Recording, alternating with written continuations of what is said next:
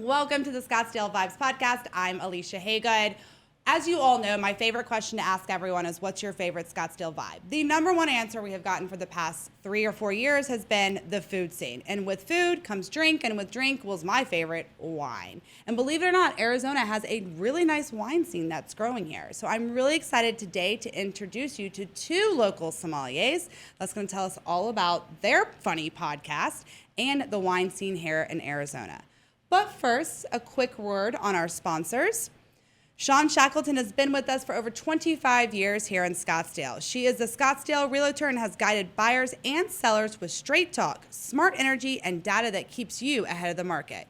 If you want a calm pro who won't let you settle for less, reach out to Shawn at 480-724-7377 or theshackletongroup.com and make sure your next move is a winning one.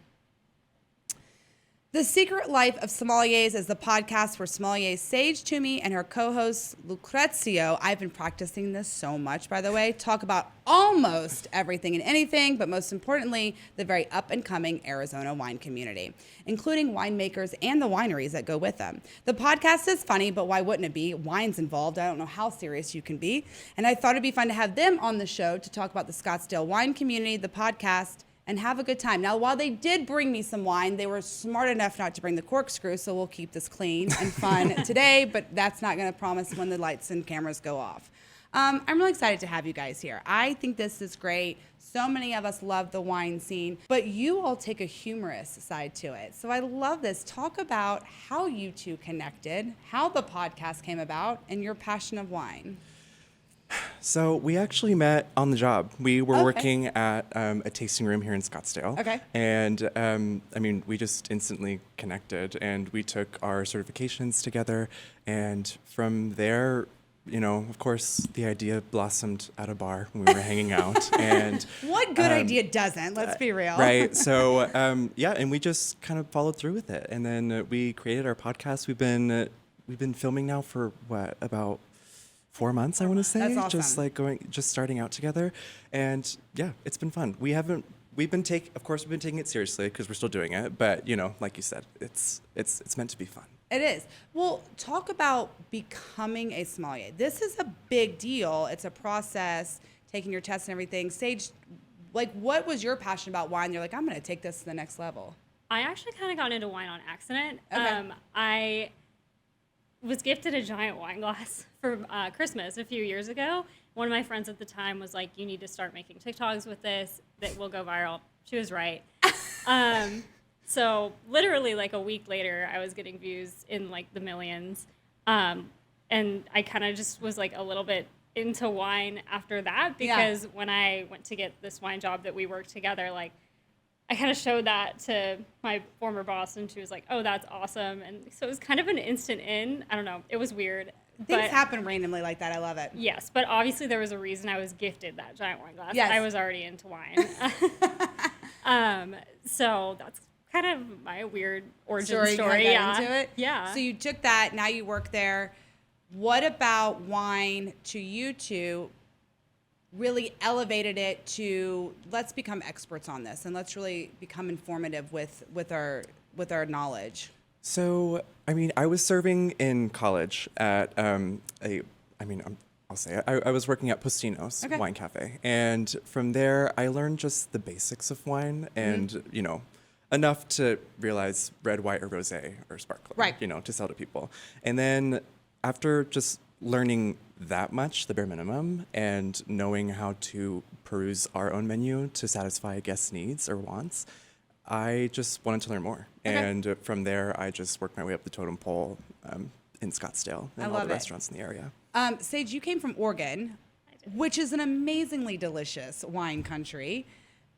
I talk about the Arizona wine country because you do have some knowledge of being in there and stuff like that, and what makes it unique, because most people would not think that you could make wine in the desert.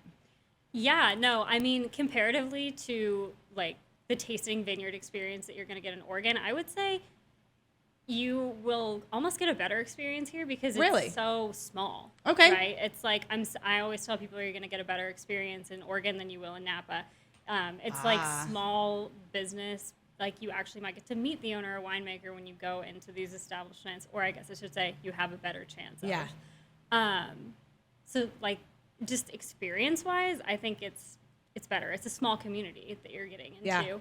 Yeah. And as far as the wines themselves, obviously very different from Oregon, just a different climate. We're growing warm climate varietals here for the most part. Talk about that for someone that, like I said at the beginning, might just buy a bottle off of, like, I like a cab and the bottle's pretty and that's a reasonable price. Talk about what makes desert wine, like what kind of grapes we can grow here and what we're kind of beginning to be known for here in Arizona. Yeah, so on the white side, I would say Malvasia Bianca Okay. is going to be like Arizona's flagship white grape. The origins are actually debated between Italy and Greek. I usually tell customers it's Greek just because it sounds more fun. But it's a super, super old grape and obviously a warm climate. Okay. It's coming from Greece, so it does really well here. Flavor-wise, it's pretty, I mean, there's a lot of different styles. What would you say? I would say it's very perfumey. It's definitely a lot more floral, and because of the warm climate, the ripened fruit tends to have more sugar, which leads to like a fuller bodied wine. Yeah. But like the floral, no, it's hit or miss with people. You either love it or you hate it. Uh-huh. And then I mean we also have Sauvignon Blanc here as well. Okay. But I mean I would say Malvasia Bianca is definitely the more popular of the whites. Is it more of a white or red kind of state in that sense? No, we have a lot of reds Okay. too. We do have quite a bit of reds. Talk about that. I'm a red wine person. That's my favorite. I, like you, I kind of fell into it. Everyone else is drinking it, so I was like, I'll try it too. Red tends to be, I lean towards that, or, see, I'm not a seasonal wine drinker in that sense. If I like red wine, I'll drink it year round. So talk about like the red grapes here in town. Or the state, I should say. I would say like Spanish varietals tend to do pretty Yum. well in Arizona. For sure. Tempranillo, Mourvedre is also a really big one. Oh, I love the Grenache. Grenache. Okay. Mm-hmm. Do you have a favorite area of Arizona that these grapes are growing in? Is it mainly in the mid-state, north, or south, and kind of why? I know it has to do with like this kind of grapes, but I feel like there's vineyards in Tucson. We have some in Prescott. Like how does that work? The main place in Arizona that grapes are grown is Wilcox. Mm-hmm. It's by far the largest region out of the 3 AVAs. There's Wilcox, Sonoita, and then Verde Valley up north. But I mean, I would just have to say Wilcox because that's where most of it is coming from. Even if it's being made in Sonoita or Verde Valley, the grapes are coming from Wilcox a lot of the time. Okay. Talk about the process of growing grapes here compared to other regions in the sense of being in the desert and stuff like that. So one of the biggest, I should say, issues that come up with being in the desert is harvest time is near the season of monsoons here in Arizona. Oh, okay. So winemakers, it must be extremely difficult to plan around that, right? And because once the storm hits, it could completely destroy your entire crop field. And like literally just one rainstorm alone, like the grapes will start to swell up and then they lose their acidity and then they can't like create high quality wine. Yeah. So I mean that's really what separates us weather-wise from pretty much any other That's area scary. in the United States. And I mean I haven't made wine here in Arizona, but I can't even imagine trying to deal with that. You can drink it. Yes. A sommelier, it takes a while to become one. There's tests, there's knowledge and stuff like that. Talk about what does a sommelier do? There's a lot of different things that Title, certification really, can get you. Like for me, I've never really had a desire to do the winemaking side of things. I like being on the front sales end. And so just having that knowledge kind of helps with sales. It helps guide people into what type of wine they would like to purchase or drink. But you can also become a winemaker with that knowledge, which is more what you've done. Yeah, I mean, I did an internship in Napa Valley, a winemaking internship. It was a lot of fun. But I mean, at the end of the day, I feel like a sommelier's job truly is just to have the knowledge to be able to give the guests an experience with your drink menu. It's not just wine. There's also, cocktails and spirits that you also have to be like somewhat knowledgeable about. And I mean, it's kind of just playing not a guessing game because, we have the knowledge, but, it's essentially a mini interview with each customer that you have. Okay, that's what I was figure going out to what ask. they wanna drink. Tell me your process. You're sitting or meeting someone. They're like, hey, I like red wine. Go from there. My first question is just, what do you normally drink? Yeah. I like a Cabernet. It's my normal drink. Yes. So if you were at my current job, it'd be like, well, we have cabs if you want to try that, or we have other big, bold reds if you want to try and branch out. Okay. I'm the kind of person when I hear you all be like, oh, I smell the florals and the, sweet melon and the sunshine when I drink all this. I'm not like, how do you do that? How do you teach someone basic sniffing skills, tasting? What's the process of that? I would say the easiest way is to start with like a sensory tasting. Okay. So all of the common tasting notes that you see in wine, like apples, literally any fruit, herbs, spices, have them out in front of you and smell them just Okay. like as they are, because it's also confusing to explain, but when you are swirling your wine glass and then you start sniffing and trying to pick out the notes, you're smelling all of those different things at the same time. So it really is like a study session, right? Yeah. And you have to drink a lot of wine in order to like Become the expert? Well, yeah, in order to get that, in order to get your palate like in check, right? Yeah. And I mean, even us, we're young for being in the industry that we're in. You are. So, and even think my favorite term that I've heard is winosaurs, because Oh, that's cute. I know, right? So like most sommeliers, they're older, like like late 30s, early 40s, most that I've met, and they have a leg up on us because they have 10, 15 years more experience drinking wine, and it's an endless world. You can always smell Yes. new things, and yeah, it's just, I would say start there. Just start by smelling fruits and spices and herbs on their own, and then you'll start to smell it in wine more What is often. a smell that you do not want to have with a red wine? Well, wet cardboard, Okay. because that means it's corked. Yeah, I mean, these are Yeah. these are things, you know sour milk when you smell it and taste it, right? That's a given. Some people that don't know, you're like, it's not my favorite wine. And you're like, well, it's because it went bad. Like, wine can go bad, too, and I don't think everyone knows that. It can. Yeah. I mean, in red wine specifically, in a lot of old world red wines, they're like Syrah from Northern Rhone in France. It tends to have a barnyard scent to it. So think like No, yeah. everything that comes with being in a barnyard, Yeah. like musky, maybe even a little bit of like a manure-y smell. Yeah. I mean, I know that's not great to say, but it's a common tasting note. And so it all comes down to personal preference, right? Okay. So like me personally, I love it when wine smells like that, but somebody else might think it's bad because of that. So yeah. Let's talk about your podcast. Tell me about it. I know we talked about like y'all got together and it's been on for about 4 months or so, but you bring a twist to it. So let's talk about your podcast, where we can find it, new episodes drop and all that, and talk about the process and where you get your wit from and why you think what we need for this. Well, for me, one of the things I've been thinking about is just Gen Z or young people, they don't really drink wine. Like, all the stats are down. And I think that a lot of that is because people see wine as like this stuffy thing, Yeah. like, the old guy in the suit that comes up to your table. And if you get involved in the culture of wine, it's not like that at all. Everybody I is like that. super chill. It's like the funnest community ever to be a part of.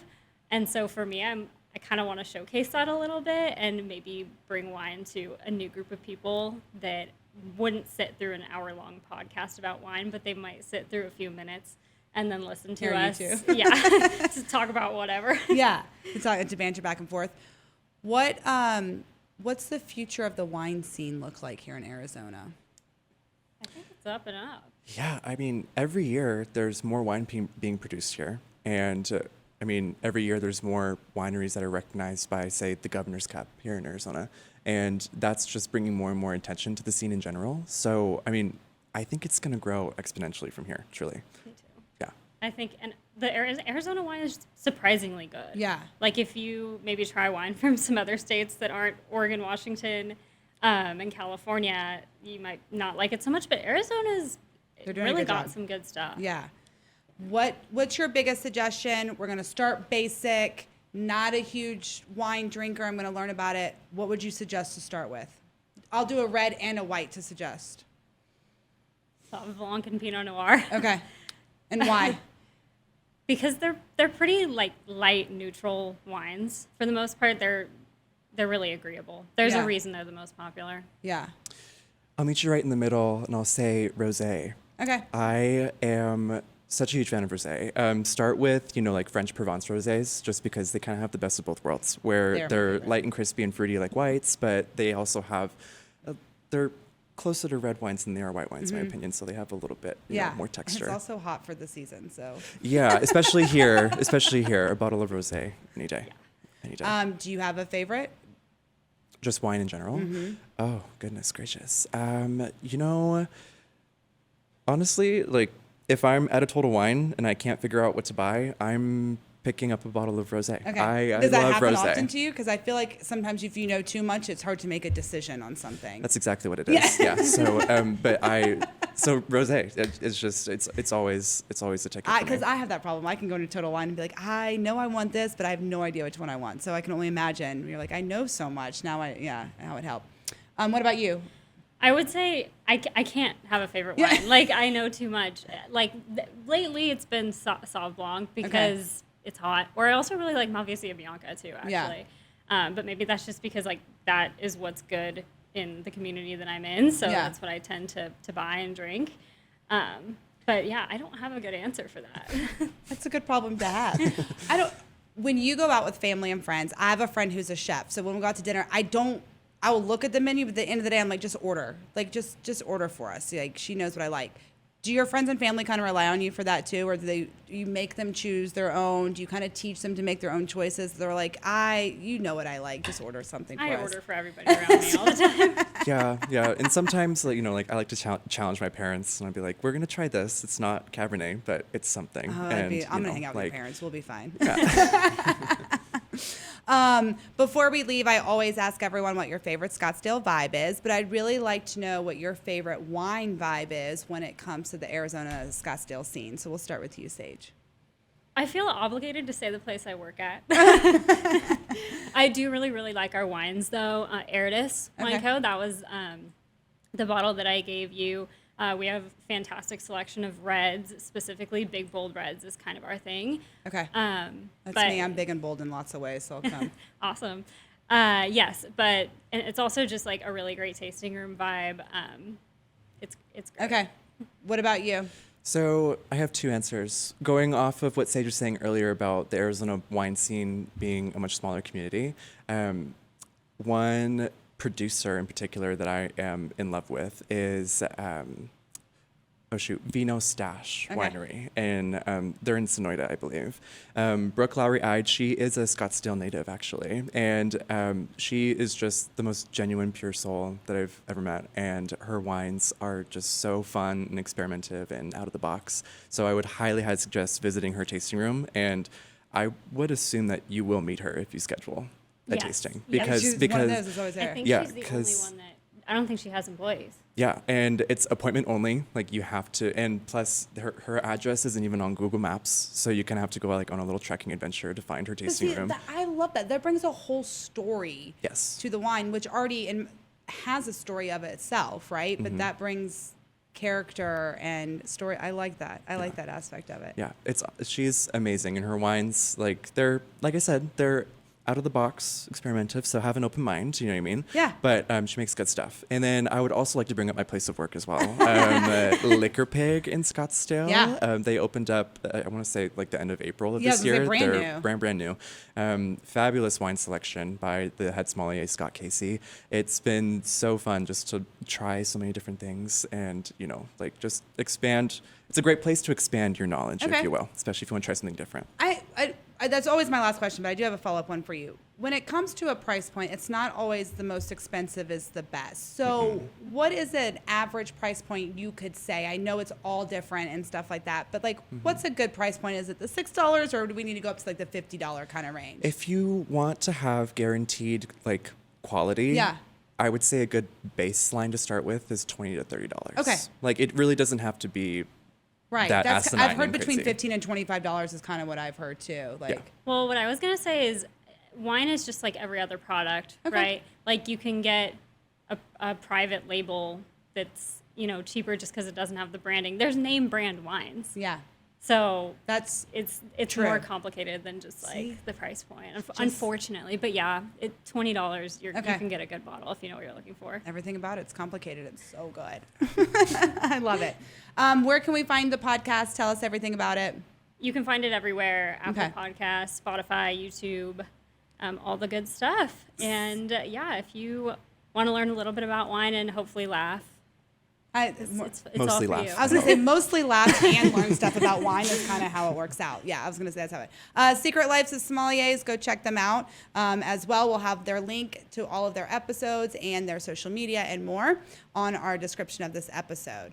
But first, a quick sponsor read about Jeremy Mueller. You know Scottsdale, the sunshine, the community, the way we look out for each other, and Jeremy Mueller Insurance is a part of all of that.